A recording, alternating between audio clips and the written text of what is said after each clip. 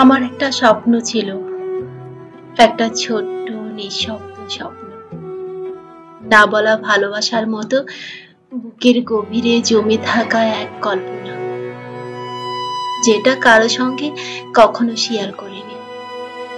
শুধু চুপচাপ হৃদয়ের এক কোণায় আগলে রেখেছিলাম। স্বপ্নটা খুব বড় ছিল না।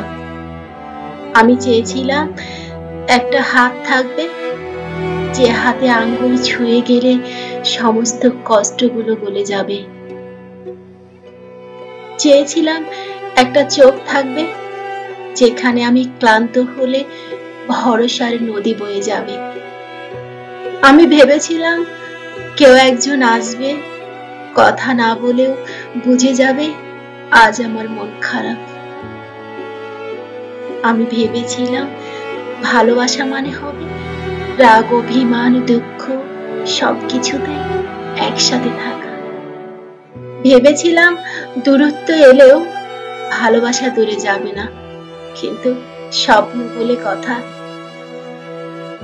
তাদের পা থাকে না, তারা হাঁটেও না, তাদের বাস্তব হয় না যদি না কেউ সেই স্বপ্নে সঙ্গ দেয়।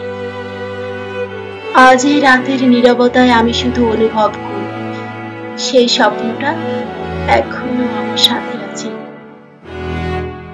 তবে একটু থেমে গেছে, একটু ক্লান্ত, একটু কাঁদা।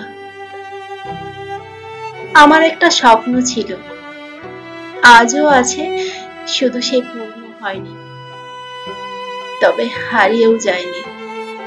সে রয়ে গেছে আমার প্রতিটি নিঃশ্বাসে, আমার না বলা প্রতিটি কবিতায়।